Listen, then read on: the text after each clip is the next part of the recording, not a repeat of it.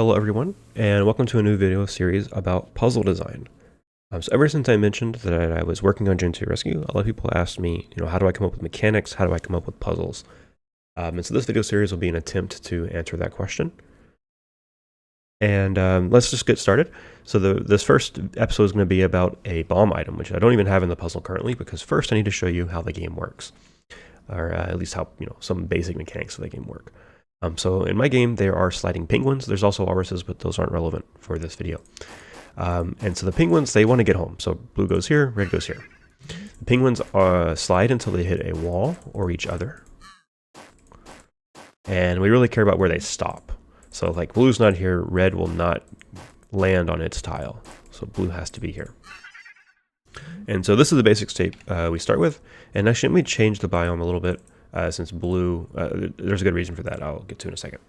So what do I want this puzzle to introduce? This puzzle is introducing the bomb item, and every puzzle in the game tries to introduce either a new mechanic or a new idea about a previously known mechanic, or even if the idea is the same and the mechanic is the same, at the very least it should introduce a new twist on the old idea, a seemingly new way to use an old idea. And so what does this bomb item do? So this bomb item makes it where when blue hits red, nothing happens. It behaves as if there is no item. But when red hits blue, they blow up and go off the puzzle. Now, all mechanics in Gen 2 Rescue sort of have a side effect, or they have like a downside to them. And then they also have something they give you. And obviously I can't explore all of that in a single puzzle. So this puzzle is just our first bomb puzzle, and it's only really showing us what the bomb takes away. It takes away our ability for blue to hit red. In subsequent puzzles, the player would learn, how I can use the bomb to accomplish different goals. But for this puzzle, it's just focused on red can't hit blue, blue can still hit red. So how do we make a good puzzle out of that? And I already have the basic shape of the puzzle I have. And let me just remove the bomb, and we'll see that this puzzle is trivial without the bomb.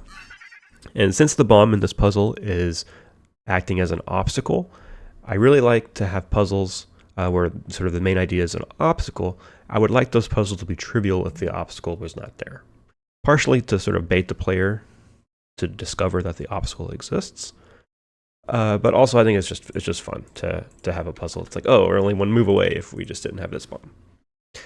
So what does this do? Giving blue a bomb and having our red target here, it forces the player, to want to go up with red. So they'll immediately learn how the bomb works. Now, they might think, oh, the bomb blows up when they collide, right? And that's not exactly how it works, because blue's allowed to hit red. So my next modification is going to force this interaction, because right now blue could avoid red completely. They could just go around in circles and both get home, and the player would never even have blue hit red, and they might not even know about this part of the mechanic. So I would like to introduce that mechanic at the same time, since it's just so central to the bomb. So let's go ahead and do that. So I'm going to put a little blue laser wall. I call these force fields. And so what these allow to happen is the blue will just go through them. The red treats them as a wall. It's just a normal wall for red, but for blue, it goes through. And so what this does is now blue can't go anywhere except down. Red can't go anywhere at all, because going up would cause the explosion. So this forces the first move of the puzzle to be going down. And this is something I like to do for very beginner puzzles. This is, again, the very first puzzle the player would encounter with the bomb, where you kind of hold their hand a little bit and force the correct move. And so I'm assuming most players would try their first move of red going up, and they're going to see, oh, there's a bomb explosion. What do I do with blue? And they might say, oh, I want to avoid this bomb explosion, so I'm going to go right. And it's like, oh, no, yeah, there's a force field there. I can't go right.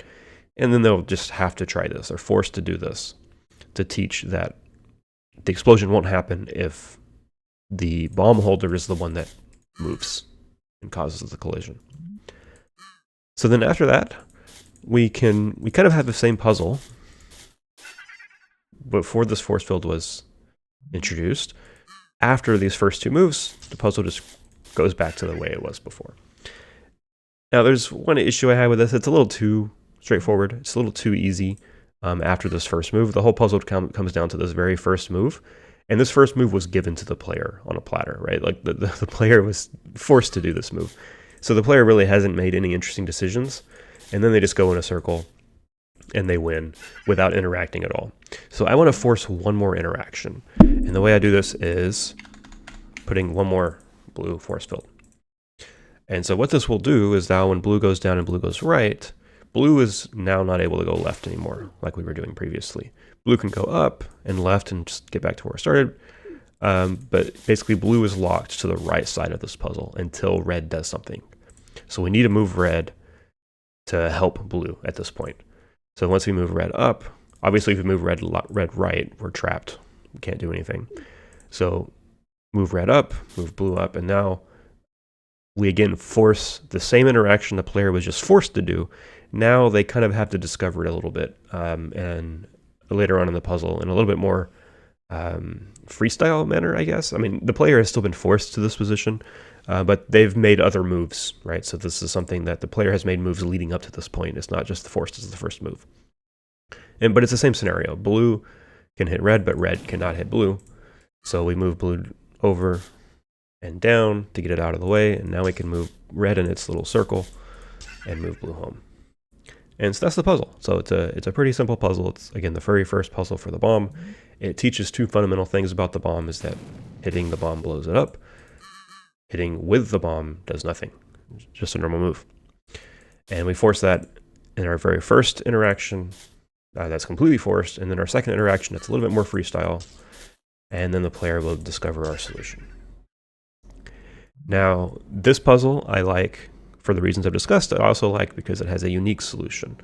Highly unique solutions in puzzle games are something that I really like, because it means the player can be confident about which moves they're making without having to sort of feel like they have to brute force things, or feeling like, oh, well, I could do either of these moves. They both look reasonable. You know, which one do I do? They don't have any guidance. Whereas if one of the moves ultimately is going to cause a failure, then maybe that's something, there's some hints for them to follow to make some deductions about it. But that's, I think, enough rambling for me. So thanks for watching. And if you like this sort of video, let me know and I'll try to make some more.